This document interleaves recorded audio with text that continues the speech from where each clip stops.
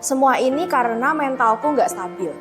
Dari kecil, aku selalu dipaksa untuk mengalah dalam hal apapun, selalu dipaksa untuk menurut tanpa mau mendengar opiniku.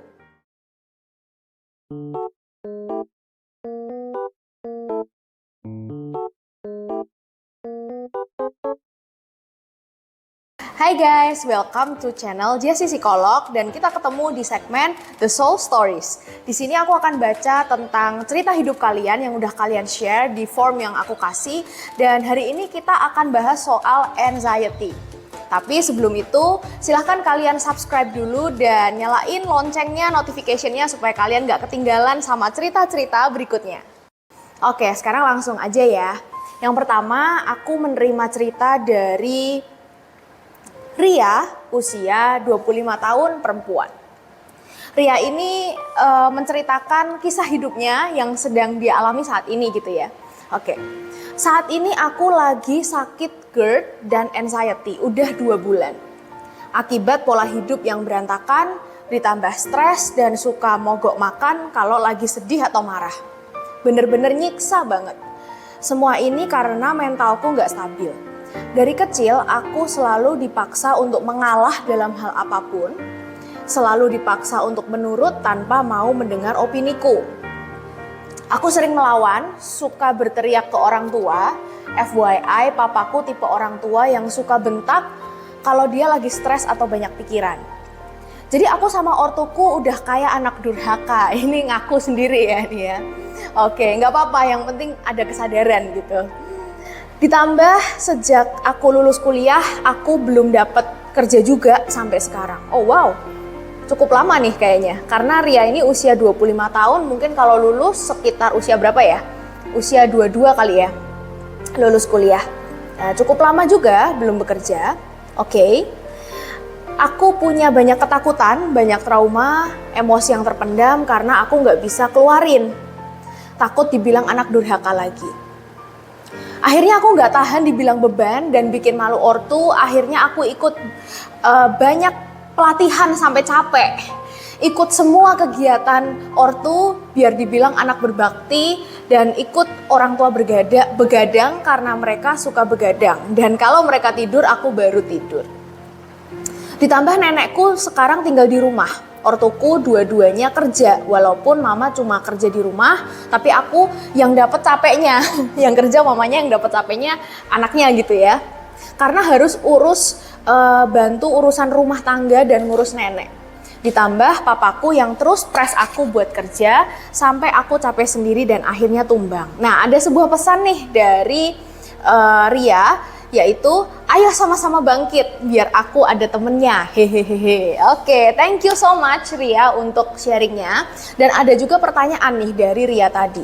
Kak, gimana caraku supaya bisa keluar dari anxiety, ngobatin luka masa laluku, dan cara memotivasi diri supaya aku bisa maju dan gak mikirin masa lalu terus. Oke.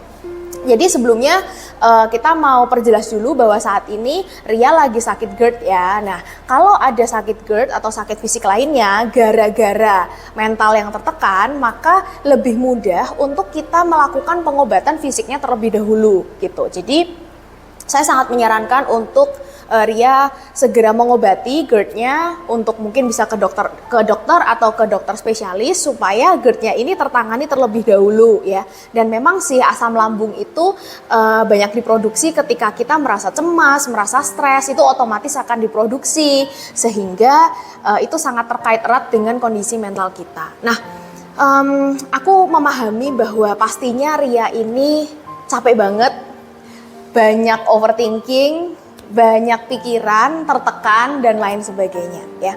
Terima kasih sudah bertahan, dan kamu harus terus bertahan dan berjuang sampai kamu nemuin jalan yang tepat buat diri kamu, Ria.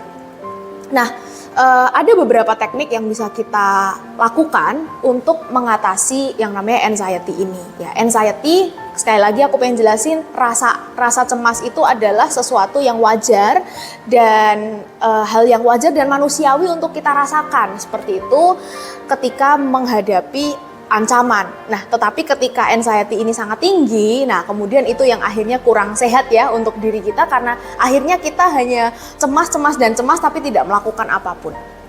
Nah, salah satu tips yang bisa aku bagikan adalah kalau memang saat ini Ria belum bekerja, maka akan sulit ya kalau saya bilang langsung harus ke psikolog gitu. Maka kamu bisa terapkan teknik-teknik mindfulness atau mungkin breathing. Coba mungkin kalian bisa ikutin nih apa yang aku lakukan saat ini ya. Ada teknik breathing yang namanya 4-4-4. Jadi kita tarik nafas 4 hitungan. Nah, terus tahan nafas 4 hitungan. Terus hembusin nafas juga lewat mulut 4 hitungan juga.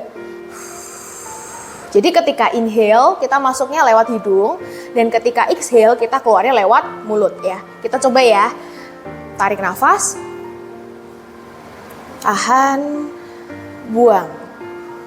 Lagi, tarik nafas, tahan, buang.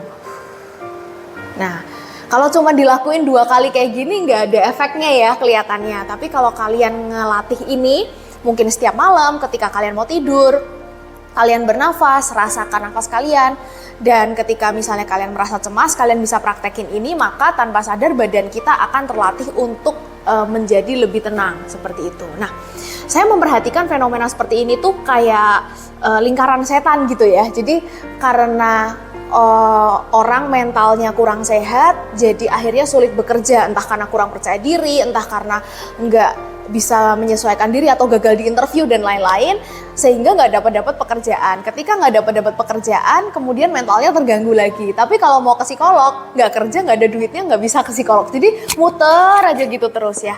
Jadi saran aku yang paling masuk akal saat ini adalah pikirkan cara apapun yang bisa kamu lakukan untuk saat ini menghasilkan uang. Sekecil apapun, uang sekecil apapun ya. Tentunya dengan cara yang halal ya, yang saya maksud di sini. Karena kemampuan atau daya kita untuk menghasilkan uang bagaimanapun itu sangat memberikan ruang untuk kita berkembang dan kita merasa lebih percaya diri dari situ. Nggak hanya percaya diri karena punya uang, tapi juga ada rasa ternyata saya mampu ya, saya berdaya, saya bisa menghasilkan nafkah untuk diri sendiri meskipun belum seberapa ya. Dan kemudian ketika sudah mulai ada dananya ya, kalian bisa Ria ini bisa budgetkan untuk kamu berkonsultasi pada profesional ya. Kurang lebih seperti itu. Thank you so much Ria sudah sharing, sudah berkenan menceritakan kisah hidupnya, dan semoga ini juga membantu teman-teman semua untuk menghadapi anxiety.